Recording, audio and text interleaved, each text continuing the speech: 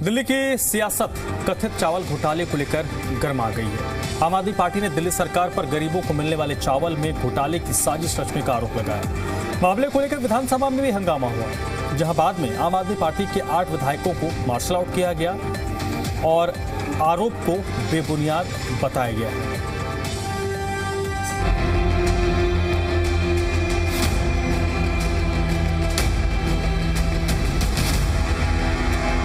दिल्ली की सियासत में कथित चावल घोटाले की गूंज सुनाई दे रही है। सोमवार को विधानसभा का सत्र चल रहा था और इस कथित घोटाले की तपिश विधानसभा में भी नजर आई।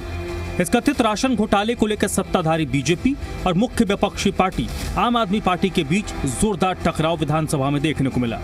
आपके विधायक ने सब्सिडी वाले चावल की खरीद और वितरण में कथित गड़बड़ी को लेकर सदन में चर्चा कराने की मांग को लेकर हंगामा किया।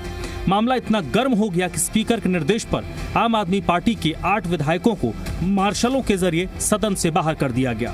आप विधायकों का आरोप है कि गरीबों के लिए मिलने वाले सस्ते चावल की सप्लाई में बड़े पैमाने पर अनियमितता की तैयारी की जा रही थी। आम आदमी पार्टी का आरोप है सब्सिडी वाले चावल में घोटाले की साजिश की गई। 3 साल में 22,000 करोड़ के घोटाले की योजना थी। दिल्ली और असम सरकार ने FCI से चावल मांगा। हर हफ्ते 31,000 मीट्रिक टन सब्सिडी वाला चावल मांगा गया। गरीबों को देने की बजाय खुले बाजार में चावल को बेचा गया। करीब 23 रुपये 20 पैसे प्रति किलो सब्सिडी वाले चावल को एक निजी कंपनी को 46 रुपये प्रति किलो के रेट पर बेचा गया। इस तरह हर हफ्ते लगभग 143 करोड़ की अवैध कमाई हुई। 3 साल में ये बढ़कर 22,000 करोड़ का घोटाला होता। आम आदमी पार्टी के विधायक संजीव झा ने दिल्ली सरकार पर हमला बोलते हुए 22,000 करोड़ के चावल घोटाले का आरोप लगाया। उन्होंने कहा, बगैर मिली भगत के घोटाला संभव ही नहीं है।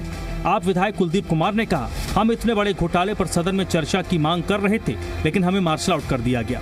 कुलदीप कुमार ने आरोप लगाया कि दलित होने के नाते उनकी सीट पीछे कर दी गई। 22,000 करोड़ के कथित चावल घोटाले पर सदन में चर्चा होनी चाहिए। मंत्री मनजिंदर सिरसा पर उन्होंने निशाना भी साधा। वहीं विधायक जरनैल सिंह ने भी घोटाले का आरोप लगाकर सरकार को घेरा है और कहा कि हम चर्चा चाहते थे, लेकिन हमें सदन से बाहर कर दिया गया।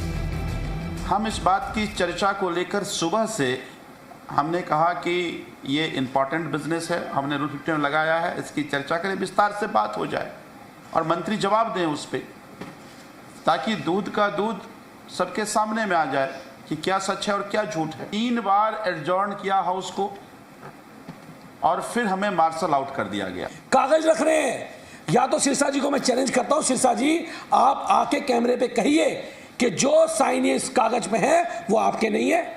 जो लेटर फॉरवर्डिंग आपने किया, जो नोट्स आपने लिखा, वो नोट्स आपका नहीं है, आप आके कहिए। वहीं आम आदमी पार्टी के आरोपों का जवाब देते हुए दिल्ली सरकार के मंत्री मनजिंदर सिरसा ने आरोप को बेबुनियाद बताया। सिरसा ने कहा कि ना उन्होंने चावल खरीदा और ना बेचा। उन्होंने कहा इस मामले को लेकर वो कोर्ट जाएंगे और वहां जवाब देंगे। सिरसा ने कहा कि पिछले 3 दिनों से विपक्ष लगातार हंगामा कर रहा है और वो आप नेता को कोर्ट लेकर जाएंगे। ना किसी का राइस गया, ना किसी ने खरीदा, ना किसी ने बेचा और बिना बात के अखबारों तक में छुपाया जा रहा है। और मैं अपने सदन के साथियों को यह भी बताना चाहता हूं, किसी सूरत में मैं भी बख्शने वाला नहीं हूं, कोर्ट तक लेके जाऊंगा। पर मैं आपको सबके सामने बता के जा रहा हूं, मैं इसको डेफेमेशन में कोर्ट में लेके जाऊंगा और जब वहां कागज देने पड़ेंगे तो जवाब देना पड़ेगा। दिल्ली में लगातार सत्ता पक्ष और विपक्ष के बीच घपले घोटाले को लेकर द्वंद्व चलता रहता है। इसी कड़ी में ये नया अध्याय है चावल घोटाला। इसकी सच्चाई आना अभी बाकी है, लेकिन विपक्ष के तेवर और सत्ता पक्ष के रुख को देखकर ये लग रहा है कि अभी कुछ दिनों तक दिल्ली के सियासत के केंद्र में ये मुद्दा बना रहेगा। आवाम के नजरिए से देखें तो मामले का सच सामने आना चाहिए और पता लगना चाहिए कि आरोप की सत्यता क्या है। ब्यूरो रिपोर्ट, जी मीडिया।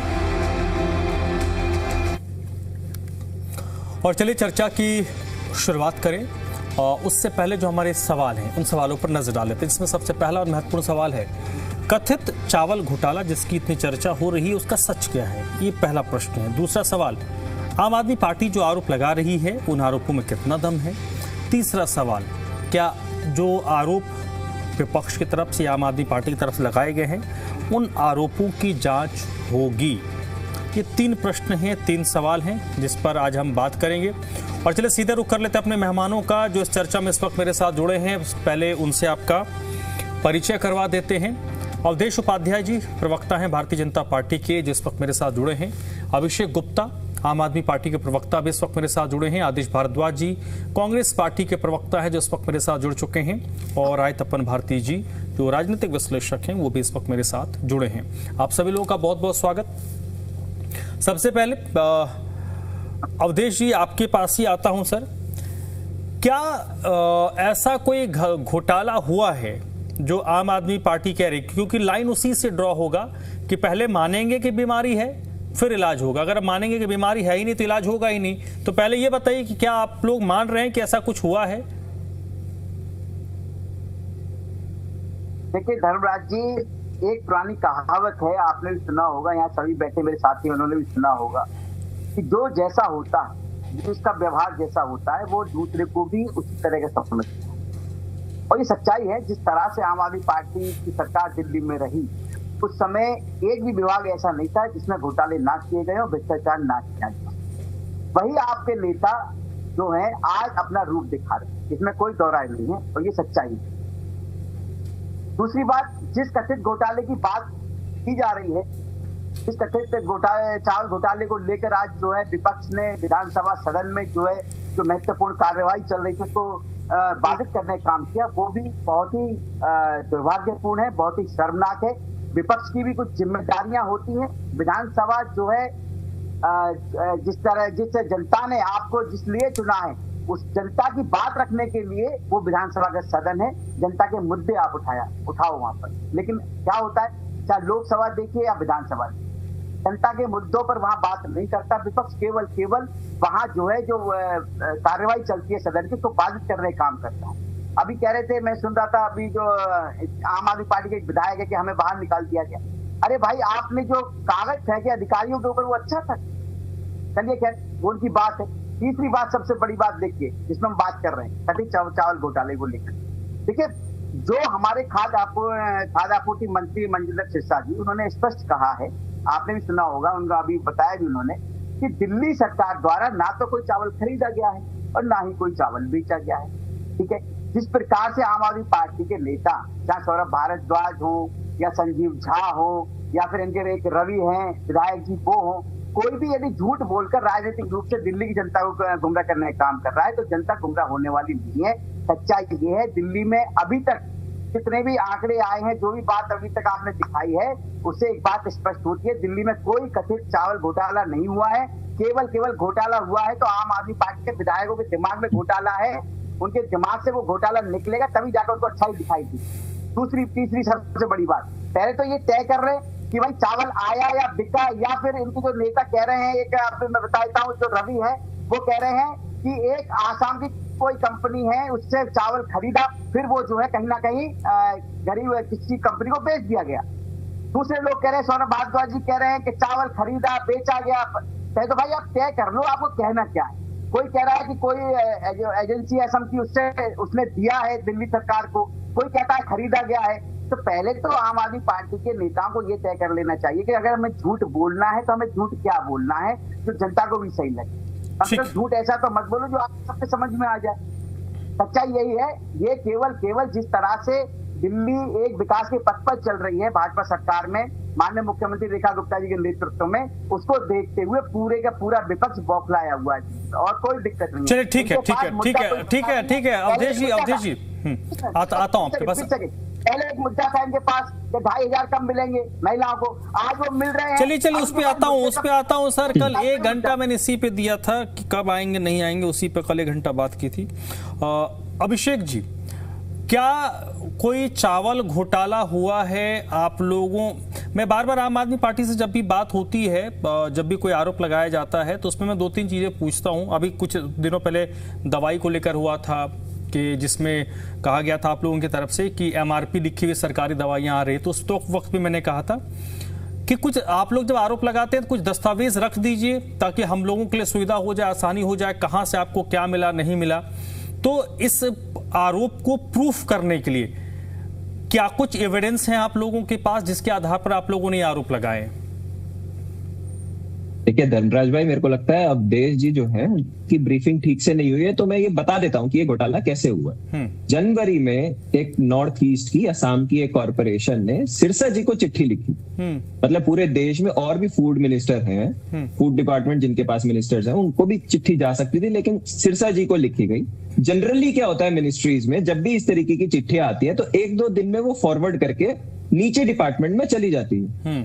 3 महीने तक वो चिट्ठी वहीं पे पड़ी रही सिरसा जी के यहाँ पर। उसके बाद क्या होता है कि 3 महीने बाद अचानक से सिरसा जी जो है, जनरली क्या होता है मिनिस्टर जो होता है नीचे डिपार्टमेंट के प्रिंसिपल सेक्रेटरी को चिट्ठी भेजता है। उन्होंने उसको चिट्ठी ना भेज के नीचे फूड डिपार्टमेंट के स्पेशल कमिश्नर को वो चिट्ठी भेजी और उसमें बकायदा लिखा, टेक दिस लेटर पॉजिटिवली। ये मैं नहीं बोल रहा हूं, ये सब दस्तावेज में।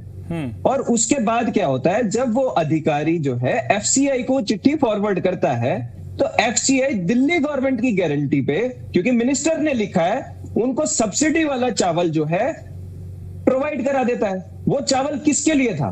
वो चावल गरीब लोगों के लिए था, जिनको सब्सिडाइज चावल सरकार, एफसीआई को ये लगा कि भाई मिनिस्टर की तरफ से आया है तो ये गरीबों में बटेगा। 23 रुपए किलो के चावल के दाम पे चावल उस कॉरपोरेशन को मिल गया। और ये लगभग 3 करोड़ 10 लाख किलो चावल प्रति वीक है, प्रति हफ्ते उनको ये चावल मिल रहा था। और उन्होंने क्या किया, वो 23 रुपए वाला चावल हरियाणा की एक निजी कंपनी को 46 रुपए में बेच दिया।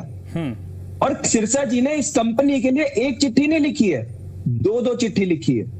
एक अप्रैल में लिखी है, एक उसके बाद लिखी है। उसके बाद क्या होता है, सेंट्रल गवर्नमेंट की जो विजिलेंस है, विजिलेंस कमेटी ने ये स्कैम पकड़ लिया, अधिकारी सस्पेंड हुआ, एक बंदा जेल गया।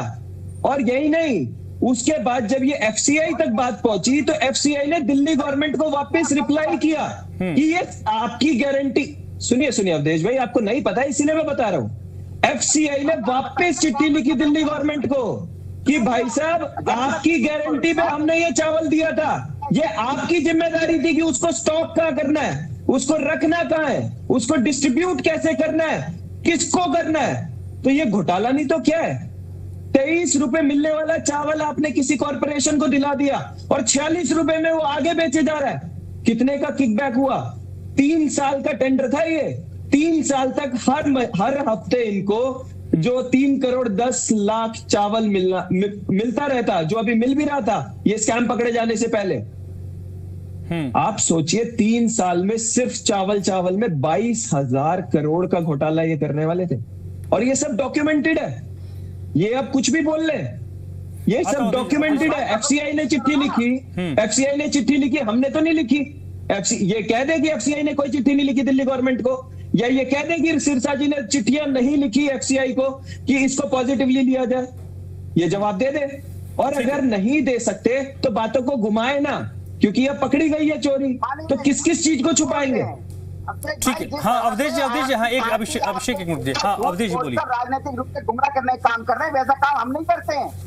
अरे आपके पास सबूत तो पेश करो ना, और सबूत किसको सस्पेंड किया गया, कौन जेल गया है, उसका बताइए आप, कौन जेल गया है। अवधेश भाई, आपको अपडेटेड ही नहीं हुआ, बतौले वाली बातें कर रहे हो आप ही की सेंट्रल गवर्नमेंट की विजिलेंस कमेटी ने पकड़ा है। अंजना सिरसा जी ने अपने वक्तव्य में कहा है, दिल्ली सरकार ने ना तो कोई चावल खरीदा है ना ही कोई बेचा है। आपके पास सबूत तो पेश करो ना, आप क्या दिक्कत है? कल को मंत्री जी ने प्राइवेट कॉर्पोरेशन को चावल अपनी गारंटी पे दिलवा दिया है। सरकार से केंद्रीय मंत्री जी ने कहा है, कोर्ट ले जाने की बात कही है, कल को कोर्ट जाओगे, ले जाए, बिल्कुल ले जाए। अगर उनमें दम है ना तो सिर्फ बात नहीं करेंगे, वहां पर कलाई खुल जाएगी इनकी। एफसीआई ने, अवधेश भाई सिर्फ इतना बता दे, एफसीआई ने दिल्ली गवर्नमेंट को चिट्ठी लिखी है कि नहीं लिखी है? एफसीआई भी तो सेंट्रल गवर्नमेंट की है। अभिषेक जी, अवधेश जी एक मिनट देखिए, आदेश भारद्वाज, इसमें 2 चीजें हैं। अगर एफसीआई को चिट्ठी लिखी गई है, एफसीआई को जिसने चिट्ठी लिखी है, मंत्री ने जिसको चिट्ठी फॉरवर्ड किया है, आज आम आदमी पार्टी कुछ कहे या सिरसा जी भी कुछ कहे, सरकार की तरफ से जो बातें कही जा रही हैं, मुझे लगता है कि इन चीजों को हाइड नहीं किया जा सकता है। और अगर चावल जनवरी से ये चीजें हुई हैं तो 6-7 महीने हो चुके हैं। चावल अगर निकला है कहीं और दिल्ली ना आकर एफसीआई के गोदाम से जो चावल दिल्ली के अलग अलग जगहों पर पहुंचना चाहिए था, जो सब्सिडी के चावल लोगों को मिलते हैं, वहां ना पहुंचकर अगर किसी प्राइवेट प्लेयर के पास, किसी प्राइवेट कंपनी के पास गई है, वो 1 किलो गई है या 100 किलो गई है या 1000 किलो गई है, ये सारी चीजें डॉक्यूमेंटेड होंगी कि वो अंधेरे वाली मसला तो है नहीं। तो इस पूरे प्रकरण पर मुझे लगता है मोटे तौर पर अगर एक जांच हो जाए तो कोई दिक्कत किसी को भी नहीं होनी चाहिए, क्योंकि जांच से क्लैरिटी होगी ना। अभी हमें क्या पता किसने किसको चिट्ठी लिखी, किसने किसको चिट्ठी नहीं लिखी। धर्मराज जी बिल्कुल आप सही कह रहे हैं। जो है सच्चाई ये है कि एक असेसमेंट होता है, असेसमेंट में हम एग्जामिन करते हैं कि दिल्ली में कितने लोग हैं जो राशन कार्ड श्रेणी से बाहर हैं, मजदूर के रूप में काम करते हैं और उनको भरपेट खाना भी नहीं खा पाते। उसके लिए एक असेसमेंट होता है और जो असेसमेंट है उससे ही ये आंकलन निकाला जाता है कि हमें इन गरीबों के लिए किस तरह से कैसे प्रोविजन करना है। यह राज्य सरकार करती है। दिल्ली में माइग्रेट लोग ज्यादा आते हैं तो ज्यादा हो जाता है, तो उसके लिए असेसमेंट होता है। उसकी रिकमेंडेशन जो है मंत्री के पास डिपार्टमेंट भेजता है और डिपार्टमेंट मंत्री उसको जो है एफसीआई को भेजता है। उसके बाद उसका सारा प्रोविजन है, किस तरह से आएगा, कहाँ रखा जाएगा, कौन उसका डिस्ट्रीब्यूशन करेंगे, किन लोगों को डिस्ट्रीब्यूट किया जाएगा, सारी चीजें हैं। वो तो सरकार एक तरीके से चलती है, लेकिन अगर लेने वाला ही सीधा बाहर के बाहर कर देगा तो जिसको मिलना चाहिए उसको भी पता नहीं होता तेरे नाम का है यार, कौन खा गया जो है। तो सच्चाई है कि दिल्ली में लोगों की हालत बहुत ज्यादा खराब है, आमदनी कम है, महंगाई ज्यादा है। एक सर्वे भी था जिसके अंदर ये जाना गया था कि सरकारी स्कूलों में पढ़ने वाले बच्चे, उनका ग्रोथ सामान्य से कम है, तो कहीं ना कहीं लोग अपना पेट काट के अपने बच्चों को भी ठीक से खाना नहीं खिला पा रहे। तो सरकार का दायित्व होता है कि हम उनको अच्छा भोजन दे पाए। वही उसी के थ्रू राइट टू एजुकेशन में हमने मिड डे मील और ये स्कीम रखी थी जो है। तो वैसे ही लेबर बोर्ड है मजदूरों के लिए, उसमें वो प्रोविजन रखे जाते हैं। लेकिन सच्चाई अगर सरकार चाहे तो बिल्कुल दूध का दूध पानी का पानी हो जाए, लेकिन सरकार करना चाहेगी तब ना जो है। ये तो विजिलेंस डिपार्टमेंट को पता चला और उसने वो जांच की तो पता चला कि जिनके लिए था उनको तो गया ही नहीं, बीच में से ही जो है बेच दिया गया। तो ये सीधी सीधी जो है गरीबों के हक को मारना है और इसकी पूरी जांच होनी चाहिए, दोषियों को बख्शा नहीं जाना चाहिए। तो सरकार को ईमानदारी से इसके ऊपर जांच करानी चाहिए। लेकिन जब ऊपर से नीचे तक सिस्टम एक सा हो जाए तो फिर जांच कौन कराए, ये दिक्कत है। मुख्यमंत्री जी ने अभी बच्चों को साइकिलें दी, बड़ी अच्छी बात है, देना चाहिए कुछ ना कुछ, सरकार का होता यही है। हालांकि दिल्ली के अंदर साइकिल बच्चों के लिए साइकिल ट्रैक भी नहीं है और वो भी नहीं है, और वो साइकिल जो 4100 रुपए की आनी चाहिए वो 6900 रुपए की खरीदी गई है। तो सीधी सीधी सी चीजें हैं। जबकि हम बल्क में खरीदते हैं तो कहीं ना कहीं हमें कुछ और सस्ता मिल जाता है, लेकिन उसको डबल रेट में खरीद के लोगों को बेचा जा रहा है। तो जिनको मिल रही है उनके लिए बहुत अच्छा, लेकिन आधे बच्चों को दी जा रही है, आधे बच्चे छूट जा रहे हैं। अगर इसी का सही से उपयोग हो तो 100 की बजाय 200 बच्चों को मिलेगा। लेकिन सरकार जो है हर जगह इस तरह से ही करती है। और दवाई घोटाले में आपने देख लिया, एक दिल्ली के अंदर घोगा गांव है, उस घोगा गांव के अंदर वहाँ गांव का सा कल्चर है, लोग दोपहर में ताश खेलते हैं। एक दिन वहाँ एक चौपाल के ऊपर प्लेट लगी पाई जिसपे लिखा था कि इस चौपाल को मुख्यमंत्री जी के द्वारा बनवाया गया है। वहाँ गांव के लोगों ने कहा है कि आरएसएस का ही वर्कर था। अबे क्या झूठ फरेब चल रहा है, तो चौपाल 20 साल पुरानी बनी हुई है, शीला दीक्षित जी का बोर्ड लगा हुआ था, तो उसने उस चौपाल को, आरएसएस के वर्कर ने उस बोर्ड को उतार दिया। उसके ऊपर एफआईआर होगी जो इसलिए कि उसने जो बोर्ड उतार दिया, लेकिन उसकी जांच का पता नहीं चला कि कितने पैसे मुख्यमंत्री ने सैंक्शन किए, किस व्यक्ति की जेब में गए, और सिर्फ बोर्ड बदल देने से काम हो जा रहा है। तो ये बहुत सारी चीजें हैं, लेकिन सरकार जो है बिल्कुल पूरी तरह से भ्रष्टाचार में डूबी हुई है, जिसकी वजह से ना लोगों को पीने का पानी मिल रहा है, ना सड़क में खड्डे कम हो रहे हैं, ना लोगों जो है पानी की जो ठीक है सर। अब मैं अच्छे हो रहे हैं, ठीक है, लोगों के वास्तविक जीवन में बदलाव नहीं दिखता है। ठीक है आदेश जी, मैं इस पे सर एक और ठीक है सर आदेश जी, मैं आपके पास आता हूँ, राय तपन भारती जी के पास में चलता हूँ। राय तपन भारती सर, इस पूरे मामले में आम आदमी पार्टी की तरफ से एक आरोप लगाया गया।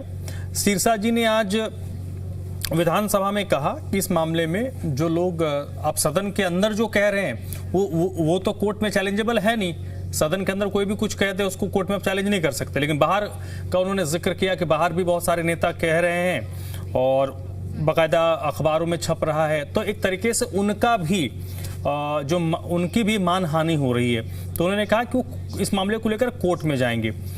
अगर वो कोर्ट जाते हैं तो फिर सच तो सामने आएगा ना कि दोनों तरफ को अपने अपने तरफ से एक एविडेंस देना होगा। लेकिन जब मुख्य विपक्षी पार्टी कोई आरोप लगाती है तो न्याय का तकाजा तो यही कहता है कि भाई एक जांच हो जानी चाहिए, और अगर सब कुछ क्रिस्टल क्लियर है तो महीने 2 महीने में जांच रिपोर्ट आ जानी चाहिए कि कौन सच बोल रहा है कौन झूठ बोल रहा है। इतना ही फन बट करने की जरूरत नहीं है। धर्मराज जी, आज की डिबेट में जो भी राजनीतिक पार्टी के प्रतिनिधि बैठे हुए हैं, बीजेपी, कांग्रेस, आम आदमी पार्टी, उनको मैं उनके संज्ञान में मैं लाना चाहता हूं कि दिल्ली के ठीक कुछ ही दिन पहले, 1.5-2 महीना पहले, मध्य प्रदेश में भी चावल घोटाले को लेकर हंगामा हुआ। और वहां हंगामा किस बात के लिए था कि चावल गरीबों के लिए था, और इथेनॉल बनाने के लिए वो चावल जो है राइस मिल को भेजा गया, और राइस मिल ने फिर वो किसी प्राइवेट कंपनियों को बेच दिया। कांग्रेस ने बड़ा हंगामा किया, वहाँ मध्य प्रदेश में हंगामा किया। कांग्रेस थोड़ी मजबूत वहाँ विपक्ष के रूप में खड़ी है।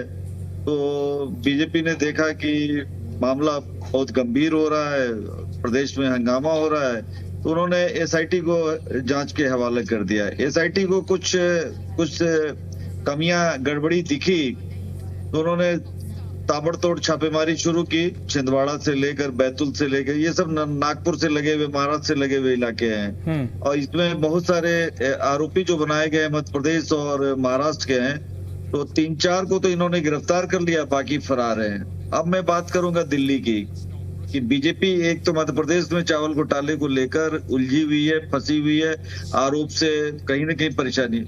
आज जब मनिंदर सिरसा जब जवाब दे रहे थे ना कि काफी उतावले होकर बता रहे थे, तो उनमें एक पंक्ति वो बोल गए, वो एक बिटवीन द लाइंस होता है ना, खबरों में पत्रकारों को कहा जाता है बिटवीन द लाइंस के बीच में कुछ पंक्ति ढूंढिए। तो मैंने बताया कि सिरसा जी ने एक लाइन तो स्वीकार कर लिया कि हमने ऑर्डर तो किया है, लेकिन हमने लिखा है कि नियमों के तहत आप काम कीजिए, नियमों के तहत। मंत्री जी का साइन तो हुआ, अब विपक्ष को साबित करना है कि क्या वाकई में नियम तोड़ के हुआ, नियम को तिलांजलि देकर काम हुआ। ये सारी बातें विपक्ष को, जैसे आपने सबूत मांगा ना कि आप सबूत रखिए, पब्लिक डोमेन में रखिए, ताकि पत्रकारों को, जनता को ये समझ में आए कि आखिर घोटाला हुआ किस तरह से। अच्छा, ये तो बात सबको पता है कि एफसीआई का जो रोल है, एफसीआई की बहुत बड़ी जिम्मेदारी है पूरे देश के लिए। हर राज्य के अनाज को संभालना, उसको डिस्ट्रीब्यूट करना, उसमें स्टेट गवर्नमेंट और यूनियन गवर्नमेंट का इन्वॉल्वमेंट होता है, और स्टेट गवर्नमेंट का जो फूड डिपार्टमेंट जो लिखता है उसको फॉलो करता है एफसीआई। तो एफसीआई ने तो दिल्ली सरकार की बात को फॉलो किया। अब ये देखने की बात है कि आपने सही कहा, आप जब मुझसे सवाल आप कर रहे थे तो आपने भूमिका में जो बात कही कि सदन में जो बातें कही जाती हैं उस मामले को आप हाई कोर्ट और सुप्रीम कोर्ट में नहीं ले जा सकते हैं। लेकिन मनिंदर सिरसा लगातार कह रहे थे कि हम तो मानहानि का केस करेंगे, हम तो छोड़ेंगे नहीं। तो बहरहाल देखते हैं कि बाहर के मामले या अखबारों में छपे हुए कटिंग के आधार पर मानहानि का एक मुकदमा किस तरह से करते हैं। फिलहाल मुझे लगता है कि बीजेपी की घेराबंदी आम आदमी पार्टी ने की है, कांग्रेस यदि कर रही है तो अच्छी बात है। विपक्ष का काम बनता है कि सरकार से जवाब तलब करे, और सत्ता पक्ष का काम बनता है कि सबूत रखकर साबित करे वो निर्दोष है, उन्होंने कोई गलती नहीं की है। तो अभी समझ में नहीं आ रहा है कि उन्होंने अपराध किया है या नहीं किया है, या भ्रष्टाचार का खेल हुआ है या नहीं हुआ है। ये थोड़ी कुछ तस्वीरें, कुछ फाइलें खुलने वाली है। ये फाइल जब खुलेगी, लेकिन सर ये फाइल, सर इसमें मसला ये है ना कि फाइल तो तभी खुलेगी जब आप ये मानोगे कि बीमारी है, तब ना इलाज के लिए जाओगे। आप मानोगे नहीं कि बीमारी नहीं है। मैंने तो कहा ना कि फूड मिनिस्टर मनिंदर सिंह ने ये बात तो कह दी ना कि मैंने एक ही पंक्ति लिखी है कि नियमों के तहत काम कीजिए। तो नियमों के तहत काम कीजिए, इसका मतलब कि मंत्री स्तर पर ये नॉलेज था, मिनिस्टर है, नॉलेज अबाउट द ये होने जा रहा है। अब ये देखिए, हम लोग तो सरकार के इर्द गिर्द काम करते थे, एक मंत्रालय 2 विभाग हम जाते थे, हमने देखा है कि मंत्रियों के पीछे बहुत सारे लगे रहते हैं, उनमें अच्छे लोग भी हैं, कुछ दलाल किस्म के भी लोग हैं, घेराबंदी करते हैं। इसी में तो मंत्री फंस जाते हैं। जब जांच होती है, जब अदालत मुहर लगा देती है कि भ्रष्टाचार हुआ, तभी लोग मानते हैं, उसके पहले कोई नहीं मानता है। उसके पहले तो सभी कहते हैं कि हम इनोसेंट हैं, इनोसेंट है। बहरहाल मैं समझता हूं कि चावल का घोटाला हुआ या नहीं हुआ, इसको कड़ी दर कड़ी विपक्ष इसको साबित करे, बताए कि हाँ सप्लाई हुआ, इसके पेपर सामने लाए जाएं और सरकार भी इसके दस्तावेज को सामने लाए। केवल मौखिक कहने से नहीं होगा कि वी आर इनोसेंट, हम निर्दोष हैं, हमें तो ऐसे काम नहीं चलेगा। लेकिन मुद्दा तो बड़ा बन गया और असेंबली के सेशन में हंगामे की तो भेंट चढ़ी रहा है। ठीक है, अवधेश जी आप एक बात बताइए, जो सर ने कहा उसको मैं थोड़ा कैरी फॉरवर्ड करता हूं। हर बार ये कहना कि कुछ नहीं हुआ, हम इनोसेंट है, जो सर ने बात कही, सर की बात को मैं उधार लेते हुए मैं कह रहा हूं, हर पिछले 10 दिनों के अंदर तो 3 घोटाले आ चुके जिसका जिक्र विपक्ष की तरफ से किया गया। मसला यह है कि विपक्ष का काम ही है आपको लंगड़ी मारना, आपको फंसाना, साम दाम दंड भेद के जरिए आपको वो साधने की कोशिश करेंगे। अगर आप हर बार यही कहेंगे कि कुछ नहीं हुआ, कुछ नहीं हुआ, तो कल को फिर एक मतलब आज ये अभी जो अचानक मेरे जहन में आ रहा है, 3 मामले तो 10 दिन में मैंने सुन लिए जिस पर हमने बात कर ली। साइकिल हो गया, दवाई हो गया और अब ये चावल हो गया। 2-3 दिन के बाद हो सकता है फिर कुछ सामने आ जाएगा। तो मसला ये है सर कि बार बार ये बात अगर विपक्ष की तरफ से उठाई गई या जा रही है और भारतीय जनता पार्टी या राज्य सरकार कुछ कॉन्क्रीट इस पर कंक्लूजन की तरफ नहीं लेकर जाती है, तो छवि तो आप लोगों की खराब होगी। और डिस्पाइट ये कि हम जैसे लोग कुछ फ्रूटफुल मुद्दों पर चर्चा करें, हम हर दिन इसी मुद्दे को लेकर बैठे रहेंगे कि आम आदमी पार्टी ने ये आरोप लगाया। अवधेश जी बताइए इसका की सच्चाई क्या है। 2-4 दिन फिर वो खींचेगा, फिर एक नया मसला आ जाएगा। ओवरऑल जब 1, 2, 3, 4, 5, 6 कर क्रमशः ऐसी चीजें चलती रहेंगी तो एक समय तो ऐसा आएगा ना जब जनता विपक्ष की बातों पे भरोसा करेगी। यार बार बार ये लोग कह रहे हैं, हर रोज कुछ ना कुछ निकाल कर ला रहे हैं, सामने वाला सिर्फ यही कह रहा है कि भैया मैं तो निर्दोष हूं, हमने कुछ किया ही नहीं है। तो एक नेगेटिव परसेप्शन भी बन सकता है।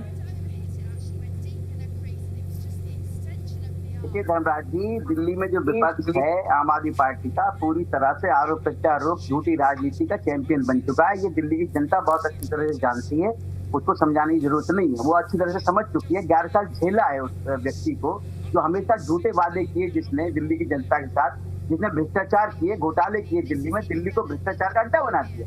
उसको दिल्ली की जनता बखूबी जानती है, इसीलिए दिल्ली की जनता ने उसको स्वीकार कर सत्ता से बाहर निकालने का काम किया। अब ये बात कह रहे हैं, पहली बात तो सुनिए आप, देखिए सौरभ भारद्वाज जी क्या कहते हैं, उनका बयान आप देखिए, आपने देखा होगा, वो कहते हैं कि दिल्ली सरकार ने चावल खरीदा और बेचा, इस तरह की पेपर में हेडलाइन उन्होंने लगवाई। कोई बात नहीं, चलिए ठीक है। दूसरे जो रवि जी हैं वो कहते हैं नहीं खरीदा नहीं है, वो जो असम कॉर्पोरेशन है उसने दिल्ली सरकार को चावल दिए बांटने के लिए, वो फिर बेच दिए गए। अब आम आदमी पार्टी के प्रवक्ता यहाँ कह रहे हैं कि एफसीआई ने चावल दिए, वो बेच दिए किसी और को। 3 बातें हो गई इनकी। अब 3 में क्या सही है क्या गलत है, पहले तो ये स्पष्ट करवा लीजिए अभिषेक गुप्ता जी से। अरे झूठ बोल रहे तो झूठ तो ऐसा बोलो, कम से कम सब मिलकर एक बोलो कि लोगों को भी लगे कि हाँ भैया बात सच है। और जबकि हमारे जो फूड मंत्री हैं, फूड मिनिस्टर हैं हमारे मनिंदर सिरसा जी ने पूरा स्पष्ट कर दिया है कि दिल्ली सरकार ने ना तो कोई चावल खरीदा है ना ही किसी को बेचा है। अगर आपके पास सबूत है तो सबूत पेश करिए, क्या दिक्कत है भाई, कौन जा रही है आप? अगर आपको दिक्कत है, आपको लग रहा है घोटाला हुआ, आप आवाज उठाइए ना, किसने मना किया है? सर आप मेरी मैं थोड़ा और एक मिनट, मैं शायद अपनी बात आपको समझा नहीं पा रहा। मैं ये कह रहा हूं कि हर दूसरे तीसरे दिन अगर एक आरोप आप पे लग रहा, आप चावल का आरोप लगा, सिरसा जी ने कहा कुछ नहीं हुआ, ना खरीदा ना बेचा। साइकिल का आरोप लगा, आप लोगों ने कहा कुछ नहीं हुआ, ये लोग झूठ बोलने की मशीन है। दवाई पर भी आप आरोप लगा कि दवाइयों में नॉट फॉर सेल लिखा रहता है, उसमें एमआरपी लिखी हुई, आप लोगों ने कहा ऐसा कुछ नहीं हुआ।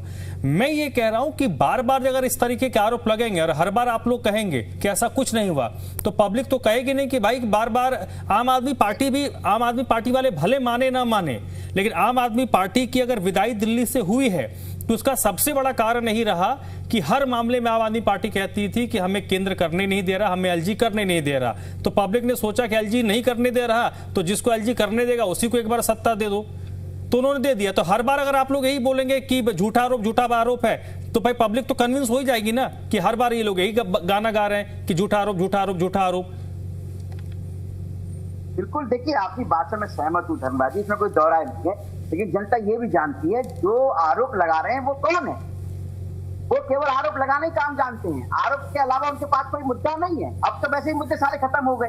जिस मुद्दे को ये सदन में चीख के चिल्लाते थे कि 2,500 कम मिलेंगे, 2,500 कम मिलेंगे, आपको महिला को मिल रहे हैं, उसका ही विरोध हो रहा है। तो जनता देख नहीं रही है किस तरह से विरोध कर रहे हैं महालक्ष्मी योजना का। अच्छा चलिए बात छोड़िए, जंतर मंतर में केजरीवाल जी पहुंचे, संजय सिंह जी पहुंचे, ठीक है, मनीष सिसोदिया जी पहुंचे। झारखंड में जिस तरह से, अरे चावल का बताओ, चावल का कहाँ झारखंड पहुंच गए? राशि बरसाई जा रही है, पुरानी की बहुत सारे मयादी जा रही है। धर्मराज भाई, जब कोई जवाब देने के लिए नहीं होता ना तो ऐसे ही होता है। अभी थोड़े दिन रुक जाइए, झारखंड से ना पाकिस्तान पहुंच जाएंगे। तो है, सब जानते हैं। अभिषेक गुप्ता जी आप सर चलिए देखिए, अवधेश जी सर देखिए, सर एक मिनट, सर सुन तो लीजिए महाराज, मालिक सुनिए। मुझे बड़ा अच्छा लगा, झारखंड मेरा बड़ा प्रिय है, मेरा गृह राज्य है, गलत कारणों से ही सही अच्छे नोट पे तो नहीं, लेकिन चलिए किसी कारणवश तो राष्ट्रीय परिदृश्य में चर्चा में आया। अमन चर्चा में रहता नहीं है, आज जब भी रहता है गलत नोट पे ही रहता है। मैं चाहता अच्छे नोट पे चर्चा में आए तो ज्यादा बेहतर रहेगा, बस खैर कोई बात नहीं। अभी खबरों के लिए चर्चा में रहते हो, नहीं, नाम रोशन कर रहे हो। अरे मैंने कहा ना, मेरा राज्य अभी चर्चा में है, अच्छी चीज है। दिल्ली के बाद झारखंड अगर देश के बाकी राज्यों को एक सीख देख पाए कि शिक्षा राज्य सरकारों को, शिक्षा विभागों को कि आपको क्या करना है और क्या नहीं करना है। ये तो मैं 200% श्योर हूं कि जंतर मंतर के बाद जयपाल सिंह मुंडा स्टेडियम से जो हुआ है ना, उसने सभी राज्यों की सरकारों के कान तो खड़े कर दिए हैं कि भैया अब नहीं चलेगा। ये तो है, उसकी कामयाबी का श्रेय मैं जंतर मंतर के बाद अपने झारखंड के लड़कों को देता हूं, बच्चों को देता हूं। खैर अपार्ट फ्रॉम दिस एक बड़ी अपडेट है, उसके बाद मैं अभिषेक आपके पास आता हूं। देखिए, डूसुब एक्ट 2010 संशोधन बिल जो है वो दिल्ली में पास हो गया है, और इस बिल के पास होने के बाद जो झुग्गियों का कट ऑफ डेट है वो 2025 होगी। 2026 से बढ़ाकर इसको 2006 लास्ट कट ऑफ डेट था, इसको 2006 से बढ़ाकर 2025 करने की तैयारी है। 2025 तक की जो झुग्गियां हैं वो इसके दायरे में आ जाएंगी, जिसके बाद जो डूसुब है उसकी जिम्मेदारी और बढ़ जाएगी। पुनर्वास और जो स्थानांतरण होता है, ये 2026 तक जो डेडलाइन है जिसको बढ़ाया गया है, यानी 2026 तक जो झुग्गियां हैं वो डूसुब के दायरे में आएंगी, और उनको बसाने का जो काम है वो डूसुब का होगा। झुग्गियों में पानी, शौचालय की सुविधा भी अब मुहैया करवाया जाएगा। तो एक बड़ी अपडेट है दिल्ली के लिए। आज ड्यूसिब के इस बिल पर मैं आपका आभार व्यक्त करता हूं, और ये दुर्भाग्यशाली लोग हैं जिनको आज मौका मिलता, ये भी गरीब लोगों का आशीर्वाद लेते, उनको पक्के मकान मिलने का रास्ता खुलता, उसके संदर्भ में चर्चा पे मेरे को बोलने का मौका दिया, बहुत आभार।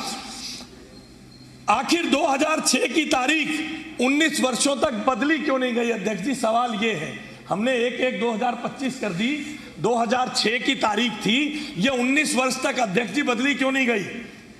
दिल्ली बदली, दिल्ली की आबादी बदली, लाखों परिवारों की परिस्थिति बदली, और ये तथाकथित दिल्ली का मालिक जो उस कुर्सी पर बैठ के कहता था दिल्ली का मालिक मैं हूं, दिल्ली का मालिक मैं हूं, उनकी सरकार 10 साल तक थी, बड़े बड़े दावे हुए।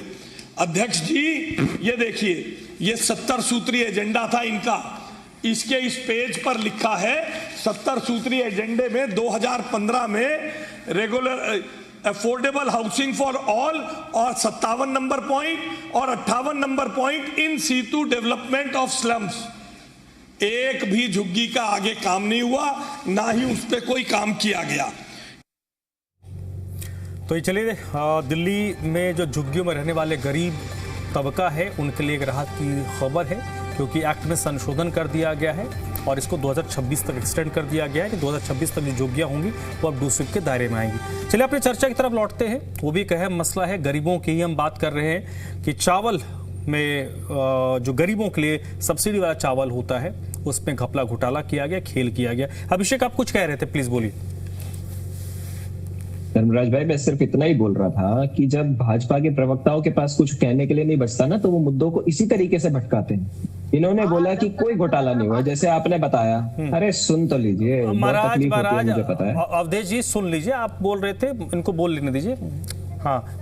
हाँ बोलिए अभिषेक। इन्होंने बोला, आपने जैसे बताया पिछले 10 दिन में 3 घोटाले इनके खुल चुके हैं, क्योंकि अभी 1.25 साल ही हुआ है जो पिछले साल इन्होंने टेंडर किया होगा, उनकी कलैया अब खुलनी शुरू हुई है। इनकी एजेंसीज जो है, चाहे वो हॉस्पिटल दवाइयों वाला घोटाला हो जिसके अंदर इनकी फेवरेट फॉर्मर जो इनकी डीजीएचएस की वत्सला अग्रवाल थी, जो अरेस्टेड है। एसीबी नहीं पकड़ा था, हमने खोज के लाए थे उस घोटाले को। एसीबी नहीं पकड़ा था। चाहे ये चावल वाला घोटाला हो, इसकी भी जो जांच है वो सेंट्रल गवर्नमेंट की विजिलेंस ही कर रही है। उन्होंने ही पकड़ा है इसको कि भाई एफसीआई से जो चावल जा रहा है वो जा कहाँ रहा है, दिल्ली में तो बट नहीं रहा। भाई दिल्ली गवर्नमेंट के मिनिस्टर ने अगर किसी चीज को उन्होंने बोला है, एफसीआई आपको और या मेरे को या, अरे अवधेश भाई सुन लीजिए, अपनी बात में बोलिएगा। रनिंग कमेंट्री से पॉइंट टू पॉइंट बात कर रहा हूँ, पॉइंट टू पॉइंट बात कर रहा हूँ, आप जवाब दे दीजिएगा। मुझे पता है आपकी बातों से अभिषेक सहमत नहीं होंगे, अभिषेक की बात से आप सहमत नहीं होंगे, दोनों एक दूसरे को इंटरप्ट करेंगे तो मैं कुछ नहीं समझूंगा। अभिषेक बोलिए। हाँ बिल्कुल, तो आप खुद ही सोचिए, आपके या मेरे कहने पे क्या मिनिस्टर साहब एफसीआई को लिख देंगे? बिल्कुल नहीं लिखेंगे। एक कॉरपोरेशन ने आपको लिखा, एफसीआई किसकी गारंटी मानेगा? सरकार की मानेगा। और ये कोई नया नियम नहीं है। एफसीआई जब भी गेहूं, चावल या कोई भी खाद्य पदार्थ बांटने के लिए देता है तो वो सरकार की रिस्पॉन्सिबिलिटी होती है उसको बांटना। एफसीआई ये मान के चलता है कि सरकार इसको नीचे जो जरूरतमंद लोग हैं उनको बांटेगा, वरना कोई हमारा मामा थोड़ी लगा है जो 46 रुपए वाला चावल 23 रुपए में बांट देगा। और उसके बाद आप 2-2 चिट्ठियां लिख रहे हो, आपके पास कोई जवाब नहीं है उसका। आपकी सेंट्रल गवर्नमेंट की विजिलेंस उसकी जांच कर रही है, उसका कोई जवाब नहीं है। एफसीआई दिल्ली गवर्नमेंट को चिट्ठी लिख के ब्लेम कर रही है कि भाई हमने आपके कहने पे चावल दिया था उनको, हमने नहीं दिया था डायरेक्ट, तो आपकी जिम्मेदारी थी उसको नीचे डिस्ट्रीब्यूट करने की। तो ये घोटाला नहीं तो क्या है? 3 साल का सीधा आपने टेंडर उनको दिलवा दिया। हर हफ्ते लाखों करोड़ों रुपए के चावल जो है उनको मिल रहे थे और वो उठा के डबल दामों में हरियाणा में बेच रहे थे। तो ये सरकार चला रहे हैं कि कर क्या रहे हैं इनको खुद नहीं पता है। मतलब आप किकबैक की भी तो हदें सोचिए ना। 22,000 करोड़ का अगर ये वो कर रहे हैं तो कम से कम 50%, क्योंकि बट तो रहा नहीं, तो 11,000 करोड़ का घोटाला हुआ सिर्फ चावल में। और इसी तरीके का साइकिल और दवाइयां जो अब चीजें खुल के आ रही हैं, इनके पास जवाब क्या है कि नहीं बस आम आदमी पार्टी का काम तो शोर मचाना है। आम आदमी पार्टी शोर नहीं मचा रही है, आपकी एजेंसी ढूंढ के निकाल रही है। वो भी कह रही है कि भाई कहीं तो कुछ, मतलब चावल बटता 50%, 60%, 70%, तो भी आदमी मानता कि भाई कहीं पे इन्होंने कुछ वो किया है। मतलब बेशर्मी की कोई लिमिट होती है। लाखों करोड़ों टन चावल आप हर हफ्ते कॉर्पोरेशन को दिला रहे हो, उनके लिए चिट्ठियां लिख रहे हो, और उसके बाद आप में इतनी हिम्मत है कि आप चैनल पे आके दूसरी पार्टियों को ब्लेम कर रहे हो। आपके पास एलजी से लेकर तमाम अब है ना, करते गिरफ्तार। और पहली बात, मिनिस्टर साहब अगर पढ़े लिखे नहीं है तो ऐसे किसी आदमी को रखना चाहिए कि उन्होंने जो कॉर्पोरेशन वालों ने चिट्ठी लिखी है उस पर लिखना क्या है जवाब में। वो कॉर्पोरेशन ने जो चिट्ठी लिखी तो सिरसा साहब ने पढ़ा होगा ना उसको, या बिना पढ़े साइन करके भेज दिया आगे। या तो ये बोल दे कि हमारे मिनिस्टर चिट्ठियां नहीं पढ़ते। उनके कहने पे चावल मिला। एफसीआई ऐसे किसी को चावल नहीं देती है, या कोई भी और चीज। एफसीआई के पास पूरा देश है, जैसे हमारे जो और पैनलिस्ट बोल रहे थे, वो पूरे देश में उनका काम है ये डिस्ट्रीब्यूट करने का। तो वो सरकारों को ही देती है। उन्होंने सरकार को दिया, अब सरकार किसको देती है ये उनकी जिम्मेदारी है। पर अवधेश जी उसका जवाब नहीं देंगे। वो आपको ले जाएंगे झारखंड, वो आपको ले जाएंगे कर्नाटका, या आपको ले जाएंगे पंजाब। वो भी नहीं चलेगा तो वो कहेंगे पाकिस्तान, चीन, इस तरीके की बातें करेंगे। लेकिन मुद्दे की बात ये नहीं करेंगे कि सिरसा साहब को ऐसा क्या इंटरेस्ट था जो चिट्ठी 2 से 3 दिन में फॉरवर्ड होती थी, 3 महीने तक पहले फॉरवर्ड नहीं करी, फिर उसके बाद कमीशन सेट हो गया होगा तो 2-2 चिट्ठियां लिख दी। और जब उनकी, या तो ये बोल दे कि उनकी सेंट्रल गवर्नमेंट की विजिलेंस जो है वो गलत कर रही है, क्योंकि ये तो घोटाला उन्होंने पकड़ा है, वो भी बीजेपी के अंडर आती है। तो ये या तय कर ले ये है किस तरफ, या तो सेंट्रल गवर्नमेंट गलत है, वो जांच गलत कर रही है, या फिर इनकी दिल्ली सरकार गलत है जो इतना पैसा खा चुकी है। कहीं तो इनको किसी को तो सही ठहराना पड़ेगा ना। ये घोटाला हमने तो पकड़ा नहीं है, ये तो घोटाला वो लाए हैं, उन्होंने ही पेपर रखे हैं, उसके बाद हमने प्रेस कॉन्फ्रेंस में पेपर रखे हैं। लेकिन भाजपा वालों के पास कोई जवाब नहीं होता ना। आप अभी भी देख लीजिए, मैं तो आपके चैनल पे रेगुलर रहता हूं, धर्मराज भाई आप भी रहते हैं, अवधेश जी भी रहते हैं। सिरसा साहब करे तो सही मानहानि का दावा, तब पता चल जाएगा, कोर्ट में हम भी कागज रख देंगे, एजेंसीज भी रख देंगी, और सिरसा साहब भी बता दे कि मैंने चिट्ठी लिखी है नहीं लिखी। ठीक है, अब एफसीआई गलत बोल रही है। ठीक है, एक मिनट अवधेश, एक मिनट।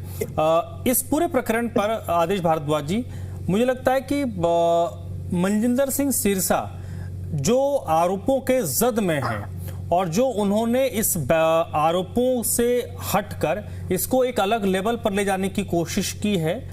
अब मेरा जैसा आदमी तो ये चाहेगा कि सत्र खत्म हुआ, आज मंगलवार है, अगले 2-4 दिन में वो अपने वकीलों से बात करें और कोर्ट में एक पिटीशन डाल ही दें, क्योंकि अगर सरकार अपने स्तर पर नहीं जांच करवा रही, तो जब कोर्ट कहेगा तो ऑब्वियस सी बात है, कोर्ट में आप भी अपने कागज पत्तर रखेंगे, विपक्ष भी अपना कागज पत्तर रखेगा।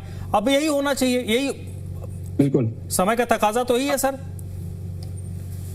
धर्मराज जी, सच्चाई ये है कि ये सरकार निष्पक्ष तरीके से काम करना चाहिए, जो शपथ ली हुई है उसका अनुसरण करना चाहिए, लेकिन सरकार के अंदर नैतिकता नाम की बिल्कुल चीज नहीं है। अभी सीएजी की रिपोर्ट में बिजली के ऊपर आया था, उसको एक एक रिपोर्ट करके टेबल करते हैं, जबकि 8-7 रिपोर्ट इनके पास हैं। एक ही बारी कर देना चाहिए। तो सब राजनीतिक रूप से काम किया जा रहा है, एक दूसरे के ऊपर आरोप प्रत्यारोप लगाने का काम है और दूसरा कुछ नहीं है, जिसके कारण दिल्ली के लोगों की समस्याएं डे बाई डे बढ़ती जाती हैं जो है। तो कहीं ना कहीं कोर्ट कचहरी में पहले इतने केस हैं। आदरणीय प्रधानमंत्री जी ने कुछ दिन पहले रील बनाई थी और कहा था कि हम फास्ट ट्रैक कोर्ट बना रहे हैं। जिस दिन फास्ट ट्रैक कोर्ट में पेपर लीक का केस गया, उसी दिन वहां पे सीबीआई के जज ही अपेयर नहीं हुए। तो अगर सरकार की नीयत साफ नहीं होगी तो चीजें साफ नहीं होंगी और धुंधली होती जाएंगी। तो कहीं ना कहीं ये होता है कि उन धुंधली चीजों को साफ करें, ईमानदारी से काम करें। हमारी मुख्यमंत्री शीला दीक्षित जी, बहुत सारे आरोप केजरीवाल जी ने लगाए थे, लेकिन कहीं एक भी आरोप किसी तरह का सिद्ध नहीं हुआ। आज जब आंकलन करते हैं पिछले इन सरकारों का, तो कहीं ना कहीं शीला दीक्षित जी को 10 में से 10 नंबर मिलते हैं। चाहे वो फ्लाईओवर्स हो, चाहे वो मेट्रो का टाइम से बनना हो, चाहे वो दिल्ली की सड़कों का चौड़ा करना हो, चाहे एनवायरमेंट के बारे में हो, चाहे शिक्षा के बारे में हो, हर क्षेत्र के अंदर उन्होंने बेहतर काम किया। दिल्ली के अंदर 16 लाख राशन कार्ड थे, हम उनको 32 लाख तक लेके गए थे। हर विधानसभा में एक फूड एंड सिविल सप्लाई का ऑफिस खोला था। तो लोगों को सुविधाएं चाहिए, इसलिए सरकारें बनाई जाती हैं। लेकिन अगर सरकार जो है उसका दृष्टिकोण ही सिर्फ ये होगा कि भाई लोगों की गाड़ी कमाई के पैसे को उनसे लूटना है और लूट के भी अमीरों को देना है, तो ये देश का दुर्भाग्य है और कहीं ना कहीं उसी के कारण लोगों की दिक्कतें डे बाई डे बढ़ रही हैं। तो कोर्ट कचहरी की तरफ ना बढ़ के सरकार को थोड़ा सा जिम्मेवारी दिखानी चाहिए। आज आरटीआई को भी कमजोर किया जा रहा है। क्या आवश्यकता है आरटीआई को कमजोर करने की जो है, तो आरटीआई को भी कमजोर किया जा रहा है। सीबीआई का जो कार्यकाल फिक्स होता था उसकी भी अलग से किया जा रहा है। जो सेंट्रल विजिलेंस कमीशन है उसके लिए प्रिविलेज था कि वो 5 साल रहेगा, उसके भी कार्यकाल को कम कर दिया और सरकार जब चाहेगी उसको हटा भी सकती है। तो इस तरह से अधिकारियों के साथ भी इस तरह से प्लानिंग किया जा रहा है कि अगर कोई उनके खिलाफ काम करेगा तो उसको कभी भी हटा दिया जा सकता है। पीछे आयुष्मान कार्ड के बारे में एक सीएजी थे, उन्होंने जो है उसका आंकलन किया, उसमें पाया कि 7,32,000 कार्ड एक ही मोबाइल नंबर से रजिस्टर्ड है। मोबाइल नंबर भी 99999999 था, 5 टाइम जो 99। जिस उसने उसको ऑडिट किया उसका ट्रांसफर रातों रात त्रिवेंद्रम कर दिया गया। तो ये मतलब जो आदमी इनकी चोरी पकड़ता है उसको ये पनिशमेंट किया जाता है। या तो इनके कहने से चोरी पकड़े तब तो ठीक है, लेकिन अगर वो ईमानदारी से काम कर रहा है तो सरकार को हजम नहीं होता। तो ये दिक्कत है, इसी के कारण ये डे बाई डे दिक्कतें हो रही हैं। फ्लाईओवर बनते हैं तो वो गिर जा रहे हैं, सड़कें बन रही हैं वो गिर जा रहे हैं, काम 4-4 गुना ज्यादा में हो रहे हैं। अभी ये जेवर एयरपोर्ट का था, 11,258 करोड़ रुपए का प्लानिंग था और 29,000 करोड़ रुपया लग गया। बुराड़ी के मेट्रो बनी थी 4th फेज की जो है, उसमें असेसमेंट था उसका जो है 22,000 करोड़ रुपए का, बनी 36,000 करोड़ रुपए में। हमने 20,000 करोड़ में 50 किलोमीटर बना के दी थी। तो ये जो अंतर है साफ झलकता है कहीं ना कहीं जो है। तो सरकार सिर्फ जो है लोगों की गाड़ी कमाई को लूटने के लिए काम कर रही है, लोगों के लिए काम नहीं कर रही। ना ही उसके के कारण नाले साफ हो रहे हैं, ना सड़कें आ रही हैं। शिक्षा में जाओ, एक क्लास ठीक है सर, अभी इसी पर्टिकुलर मुद्दे पर हम लोग रहते हैं। रायतप्पन भारती जी, एक ओवरऑल मैं बात बता रहा हूं सर, एक सवाल, ठीक है मशीन खरीदी जाती है, ठीक है आदेश, वो डबल रेट 2.5 गुना, ठीक है आदेश जी, ठीक है। रायतप्पन भारती जी, सर एक सवाल मेरा सीधा है कि दिल्ली में सत्ता बदलने के बावजूद जो मुद्दे थे वो नहीं बदले। मुझे याद आता है जब पिछले साल फरवरी से पहले जब आम आदमी पार्टी की सरकार थी तो यही चलता था, ये घोटाला हो गया, वो घोटाला हो गया, इतने का हो गया, उतने का हो गया। सरकार बदल गई, जो लोग पहले आरोप लगाते थे अब उन पर आरोप लगा रहा है, पहले जिन पर आरोप लगते थे अब वो लोग आरोप लगाने की भूमिका में आ गए हैं। तो दिल्ली में बदला क्या, पहली चीज। दूसरी चीज कि दिल्ली की जो सरकार है जिनका 27 साल का वनवास खत्म हुआ है दिल्ली में इस बार, अगर वो हर बार इसी तरीके के मामले में लपेटे में फंसते रहेंगे, इस तरीके की चीजों को लेकर ज्यादा चर्चा में, दिल्ली में देखिए पिछले 4-6 महीने में यही चर्चा चलती है ना कि ये घोटाला हो गया, वो हो गया, ऐसा हो गया, वैसे हो गया। तो ये सरकार की छवि के लिए आप कितना नुकसानदेह मानते हैं? देखिए, एक तो दिल्ली में सरकार का मतलब है कि सबकी निगाहें सरकार की कार्यप्रणाली पर है, क्योंकि दिल्ली में कोई भी खबर जो है नेशनली बन जाती है। तो जाहिर है कि दिल्ली सरकार की मॉनिटरिंग विपक्ष भी कर रहा है, मीडिया भी कर रहा है और समीक्षक भी कर रहे हैं। इसमें जो चीजें जो एक पर एक जो आरोप लग रहे हैं, इस पर दिल्ली सरकार को अपनी बातों को रखना पड़ेगा कि इस मामले में हम कहां तक निर्दोष हैं, कहां तक सही हमने काम किया है। जांच के घेरे में किसी भी तरह कोई इल्जाम हमारे ऊपर साबित नहीं होता है। ये साबित करने का दायित्व तो सरकार का है कि इस तरह की बातें क्यों उठ रही हैं। अब जहां तक मैं समझता हूं कि यदि आरोप लगाया है विपक्ष ने तो एसआईटी की घोषणा आज कर देनी चाहिए थी दिल्ली विधानसभा में, जिस तरह की घोषणा मध्य प्रदेश की भाजपा सरकार ने किया।